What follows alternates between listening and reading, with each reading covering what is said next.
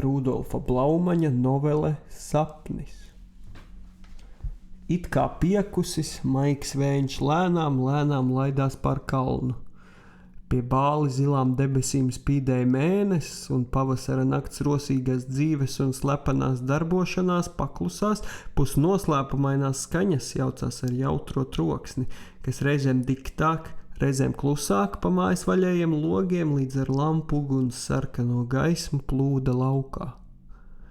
Lielā dārza galā, aiz ābelēm un ziedošiem ceriņiem, pašā zediņu malā, kur starp divām liepām bija ietaisīts dēļas sols, sēdēja jauneklis un baltā uzvalkā ģērbusies jaunekle.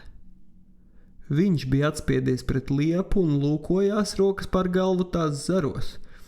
Viņas acis bija piegrieztas viņa veselībā ziedošajai šķīstajai sejai.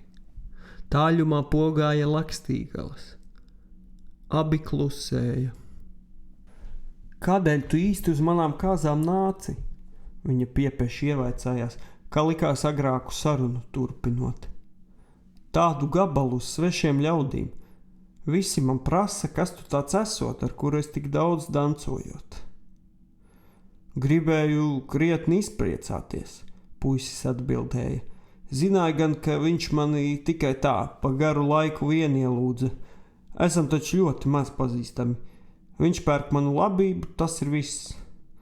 Negribēju arī nākt, bet tad dzirdēju neticamas lietas par viesu daudzumu, par spēlmaņiem, būšot 8 vai 12 vīru, un par visu, i par tevi. Un tad saka, es jauns cilvēks, un tad es atnācu. I par mani ar ko dzirdēji? Ko tad dzirdēji? Ak, šo to. Nu ko tad? Manis dēļ. Tu esot puspasaules precinieku atradījis. Tu esot varan skaista. Un tev vajadzējis labāk. Viņš nenobeidza un lūkojās ar vien vēl liepas zaros. Mūzikas un danču troksnis, kas laiks viņu bija klusējis, atskanēja no jauna, un vilnis ceriņu ziedu smaržas pārplūda pār abiem. Kā nevajadzējis? Viņa ņemt? Jā. Par ko ne? No visiem man neviens nepatika, neviens pats, bet jāprats takreiz ir, viens tak bija jāņem. Jau tēva un mātes dēļ vien nabaga ļautiņi, tie tā gribēja, un pēdīgi es pat arī, jo atraidīties sāka par man tā nelabi, tātad paņēma bagātāko.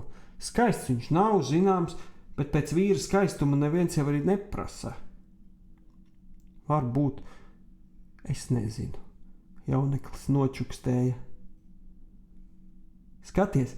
Viņa turpināja platu zelta aproci ar mirdzošu akmeni mēģinādama noņemt no rokas. To viņš man uz kāzām dāvināja, pie saderināšanās šito gradzenu un vēlāk pulksteni. Nemāku tās aproces vēl nemaz attaisīt, palīdzi. Viņš nolaida rokas un pamet acis uz aproci. Lai nu paliek, es jau redzu, viņš atbildēja. Viņam pagājušajā ziemā laikam labi gājis. Jā, esot daudz pelnījis, viņa malla žejot labi. Tā. Viņš skatījās ceriņos, pie kuru zilajiem ziediem ievizējās pa ūdens pilienam, jo pirms saules rietiešanas lietus mazliet bija mirgājis. Ar skaņām, kuras likās izsakām visu dabas grūtsirdību, šur tur pilieni krita no ziediem uz lapām, no lapas uz lapu un nozuda zemē. Viņš nopūtās, uzlika elkoņus uz ceļgaliem un atspieda balto pieri rokās. Tu esi bēdīgs, viņa sacīja. Nē, es jau redzu, kas tev ir. Iti nekas, viņš atbildēja un tad pielika vilcinādamies. Nu jā, taisnību sakot, es nezinu, pirmiņa, bet nē, nieki, ko tur runāt? Kas bija pirmiņa? Viņš neatbildēja. Kas bija pirmiņ? Saki jau. Pirmiņā, kad tu ar viņu dancoji, man palika tā žēl. Es domāju, nebūtu labāk nācis. Viņas mute pakustējās, un viņa laikam gribēja vaicāt par ko, bet vārdi nenāca pār lūpām. Likās tikai, ka viņai kaut kas būtu jānorī. Viņš saslējās atkal sēdu.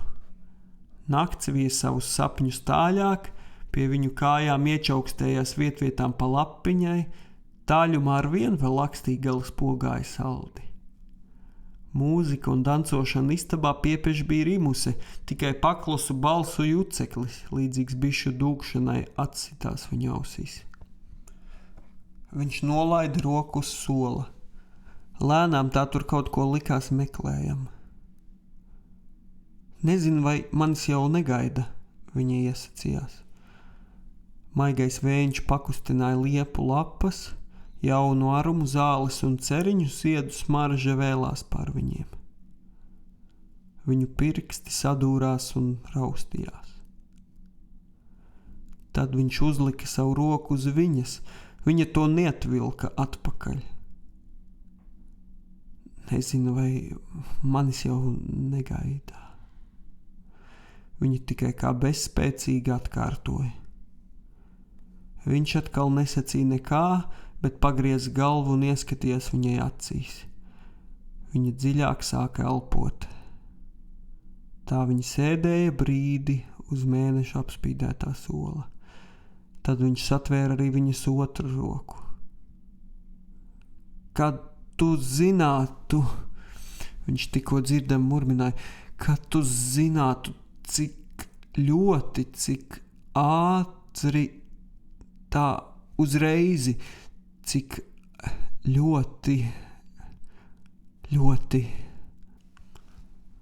Un jauneklis palieca skaisto galvu uz priekšu, un viņu mati gandrīz sadūrās kopā. Laid mani, viņa čukstēja, mans dievs, iesim. Vēl tikai vienu brītiņu šitā, vienu acumirkli, viņš murmināja. Piepeši dārzā starp ābelēm un ziedu krūmiem atskanēja vecas sievietes balss, kura dziedāja: gulēt sloka, gulēt irbe, gulēt skrēja vanadziņas. Un tad sevi pārtraukdama sauca: Ilzīt, Ilzīt, nāc, brūdgāns jau gaida. Abi bija uzlēkuši stāvu un skatījās ar nāvis bālumu sejās uz istabas pusi. Sapnis bija izsapņots.